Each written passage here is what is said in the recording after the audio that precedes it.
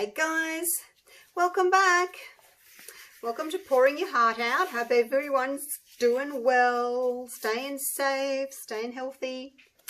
Now, I am going to do another acrylic pour, a sandwich pour in the sea glass effect. Same as the one I did the other day. I'm going to have another go. But like if you watch the other video, you'll know that I poured my colours out. I tilted halfway, or tilted over one side, then torched. Now today I'm going to tilt and cover all surfaces, and then I'm going to torch. I forgot my cups. Oh dear, forgot my cups. So that's what I'm going to do, and hopefully I'll get a bit of a nicer effect. There's a fly buzzing around. Oh dear. So anyway, using my glue and water mix as I usually do, my 60% glue, 40% water.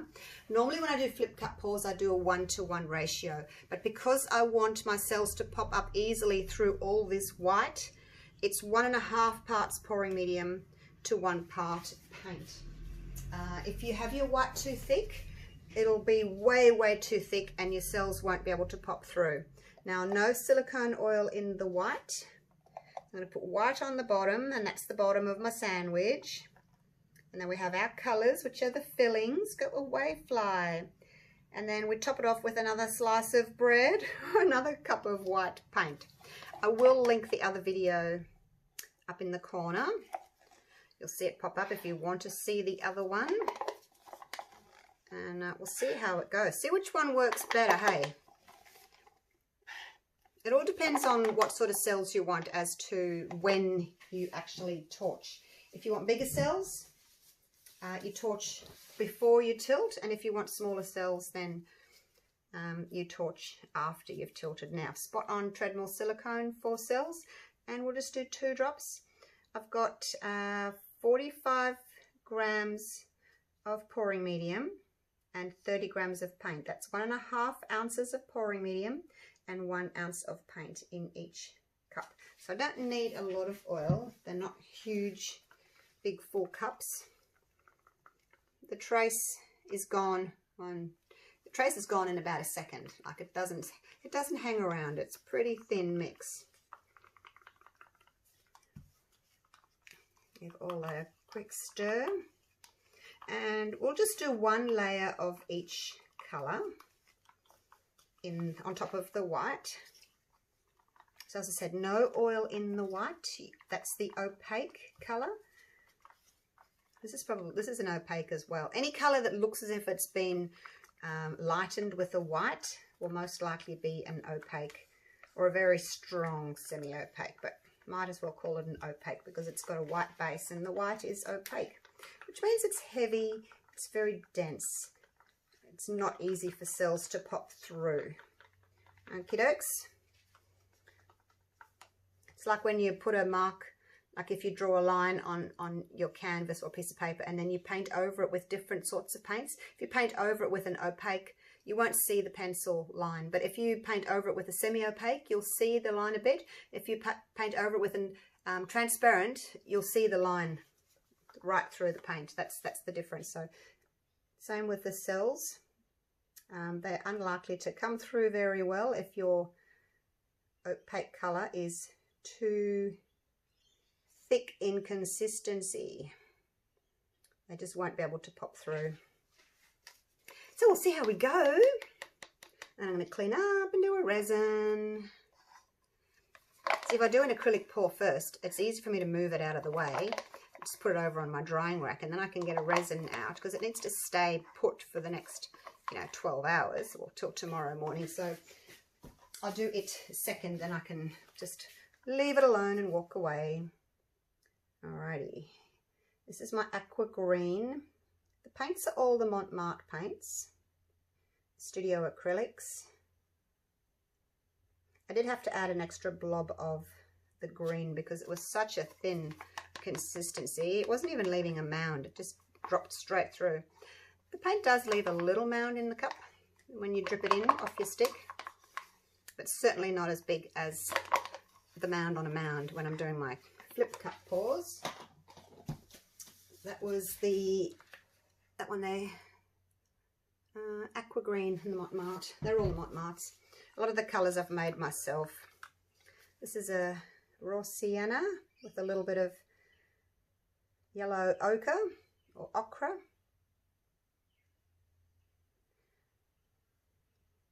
You know, when your bits of sea glass wash up on the beach, they kind of got rounded edges. They're kind of oh, that was a hair. Where is that? Yeah, they kind of all got rounded edges. They're not totally round, so that's what I'm going for. More of a, I don't know, just a more natural look, I guess, rather than just my totally round cells with the rings. So not going for that look. All right, this is it's a turquoise blue, so it's just phthalo blue with some turquoise mixed in. I love that colour. It's probably my favourite. That and the navy, which is just the phthalo blue with a little bit of black added. And then I do always add a touch of green to my navies, just so that it doesn't throw purple, because some blues throw purple, hey. I combat that with just a little bit of green, just ever so slightly. Now this is the teal. This is just phthalo blue and phthalo green to make a teal.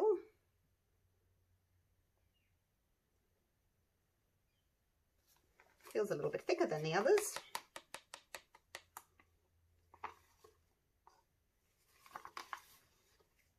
Okay, so this canvas, did I tell you, 30 by 40 centimetre, 12 by 16 inch. It needs 700 grams of mixed paint, which I've got. If you don't have enough paint, you won't be able to, you won't have enough paint to actually spread over the whole canvas without stretching your cells. You may well, I mean, yes, you will be able to get to the edges, but you'll stretch your cells, so you need enough paint. Oh, it's falling through. It's always the tricky when, because it's really full. I can't get really close. So yeah, you need enough paint. And yeah, you do lose a little bit, but you know, would you rather waste a little bit of paint that's run off, or would you rather have to keep redoing your painting because you're not happy with it because you haven't used enough paint in the first place? So I think you end up wasting more paint because you have to redo it, because you think, oh, my cells are overstretched, I've got to do it again. So then you end up losing more paint, don't you? That's what I reckon anyway. Okay, let's flip these babies over. You get over there. Oh, they're pretty full. Hope I don't splosh it everywhere. I'll try not to splosh it everywhere. It's very full. And because it's thinner, they do go splat. Alrighty. Now I don't need to wait for the paint to run down. It's already full. So let's do this.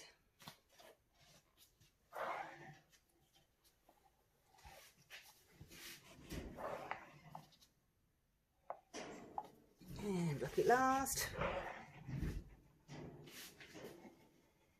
Okay.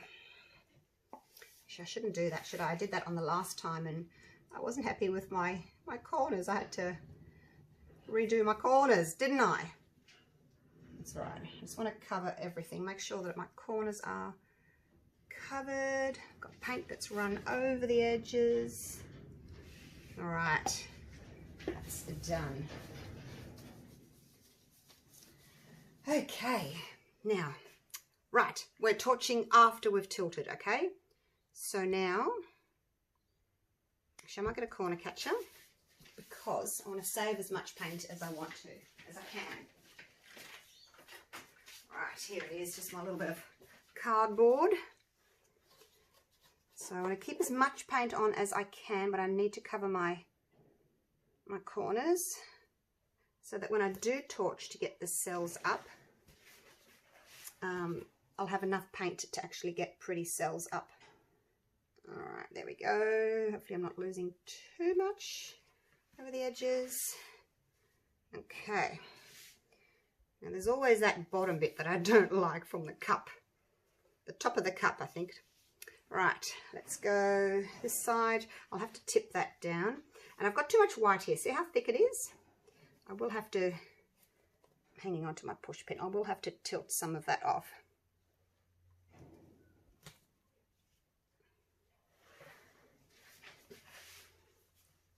There's nowhere to hold but the big push pin. So there we go. It's just as well I've got something to hang on to. Go there, and then that's pushed off that big blob that I didn't like. And this you can go as well. All right, so now what I'm going to do is I'm going to torch. Look at my hands, but I will need to get rid of some of this white. It's just too heavy. Oh, I dripped into it. That's all right. I'm going to tip it off anyway. I keep telling you, don't hold anything drippy over the paintings, and then I go and put my gloves over it. All right, let's torch. Just lightly to begin with. Don't want too many cells. They come up pretty quick because you know, the mix is on the thin side, so they do come up pretty quick. Except up here, they're going to take a while to come up because it's so much thicker there.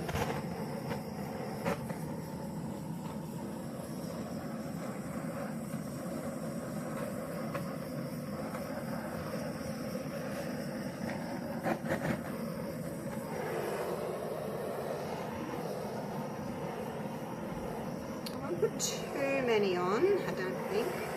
Let's see. So this area here that's really thick of white, I'm really not getting much there at all. So this is where we do a little bit of tilting, not a lot, just to get some of that white off and to stretch these a little bit. So go carefully, walk them as you normally do when you're doing your flip cups. Try not to overstretch. Just get rid of that blob. Take a little bit more of the white off. Okay, there we go. So the cells have still stretched, as you can see, but they haven't overstretched like they did in my last one. Now I'm going to torch again here in the white. See if I can get anything out now that that white has kind of thinned a little bit. Still might not get much there at all because it is still quite thick.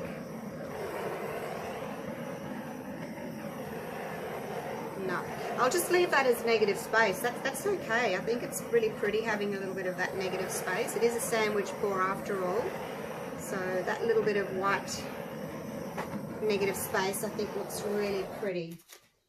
So there we go. And we've got a little bit more of that brown coming through.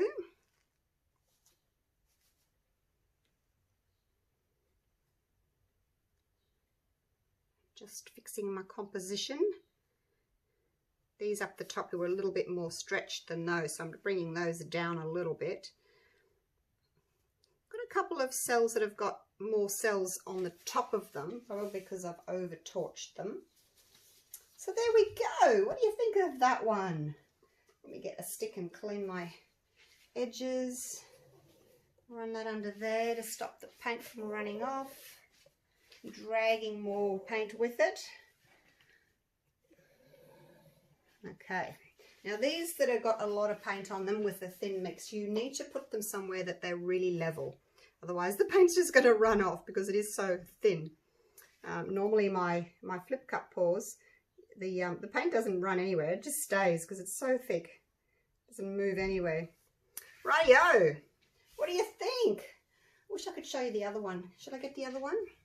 I'll get the other one, even though it's very wet and drippy. I'm going to chuck that bit of card. It's, oh, I've got cells on my card. I've used that quite a lot. Now, let me see if I can get this one out without ruining it. So this is the other one. I'm going to show you real quick because I don't want it dripping on this one. There it is there. See, the cells are bigger, smaller. I'm going to put it back now. And then I'll take you down for a close-up. So you can see the difference. That one, the previous one, that had, I torched earlier before I finished tilting, so the cells were much more stretched. Now you can see the difference, hey? I think this one's probably better. Oh, and I shouldn't say that. It's only because, you know me, I like my cells round, but I was going for more of a natural look.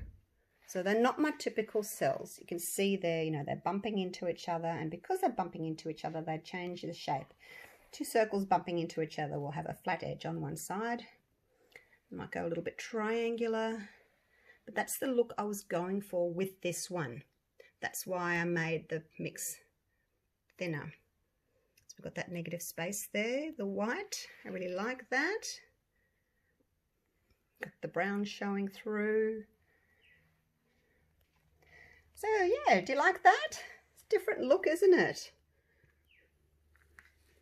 It's very pretty. It does remind me of sea glass. Does it remind you of sea glass as well? I think the two would look nice hung next to each other. One with slightly bigger cells, one with slightly smaller cells.